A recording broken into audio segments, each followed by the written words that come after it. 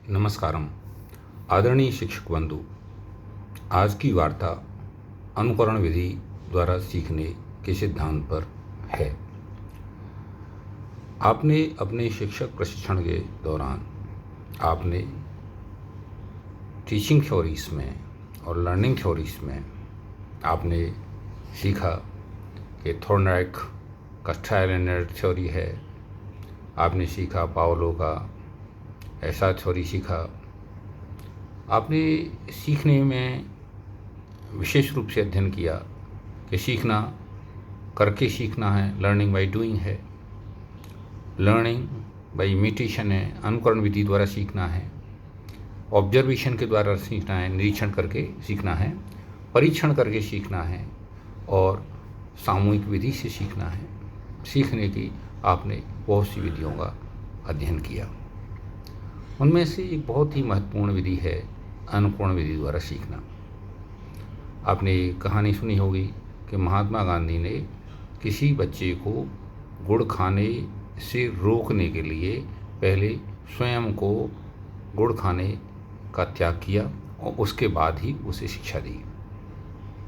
बच्चे वही करते हैं, उसी का अनुपालन करते हैं, उसी का प्रभाव पड़ता है जो कि उनके बड़े करते हैं। और बच्चों में ये स्वाभाविक गुण पाया जाता है कि जैसा जैसा बड़े करेंगे वैसा वैसा ही बच्चे उसका अनुकरण करते जाते हैं।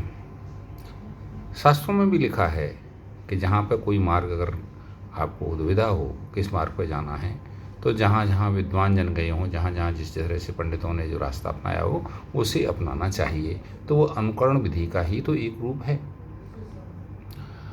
अनुकरण सिद्धांत पर अरस्तु ने कहा कि एक बहुत बढ़िया सिद्धांत है, बहुत अच्छा सिद्धांत है और बड़ों को आदर्श स्थापित करना चाहिए जिससे कि बच्चों में सही प्रवृत्ति हो सके, सही कर सकें।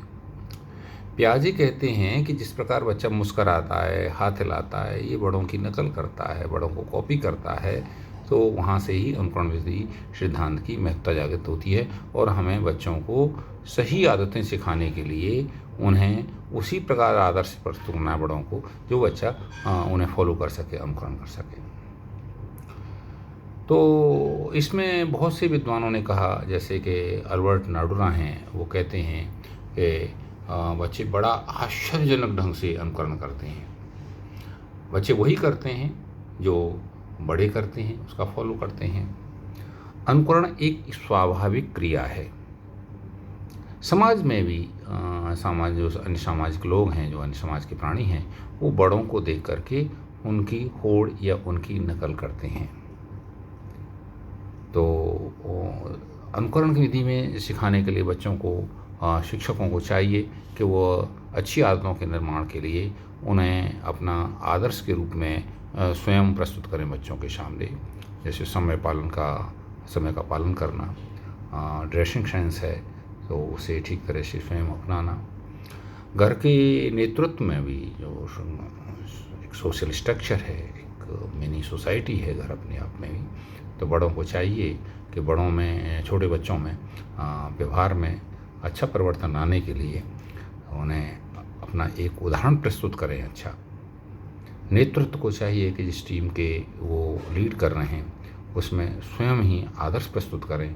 तो उससे क्या होगा कि अनुकरण के द्वारा जो फॉलोअर्स हैं वो अपना व्यवहार में परिवर्तन लाएंगे।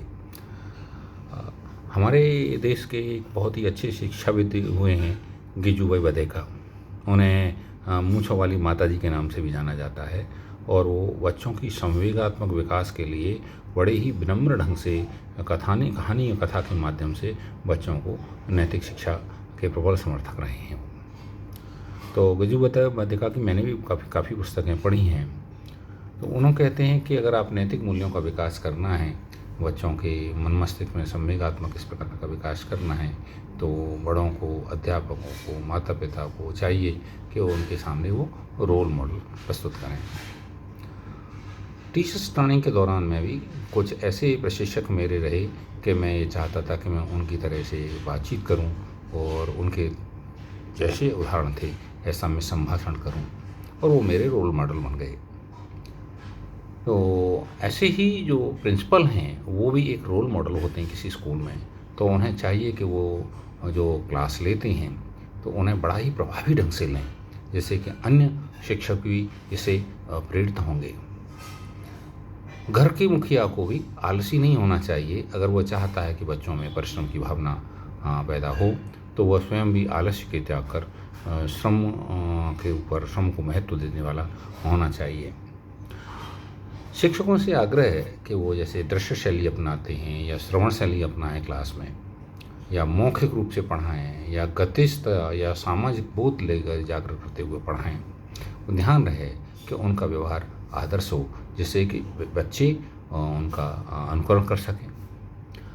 एजुकेशन बच्चों की जहाँ तक है, हम कहते हैं कि learning is modification in the behaviour and children adopt the good behaviour that will be called as learning and it's not only merely giving the knowledge. Harvard का जो मेथड है, जो कम्युनिकेशन थ्योरी के अनुसार है, उसमें हमें कंटेंट क्लासरूम में बड़ा प्रभावी ढंग से देना है।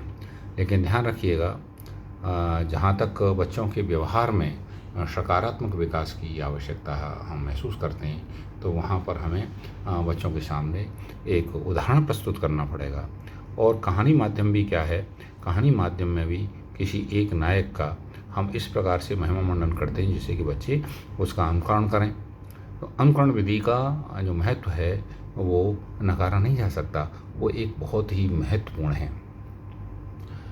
बच्चे तभी सीखेंगे जब वो रेडी होंगे लर्निंग के लिए, when they learn. So first law of readiness is very important. They must be motivated and remember it that they must be given the exercises, and there must be a law of effect also may be used.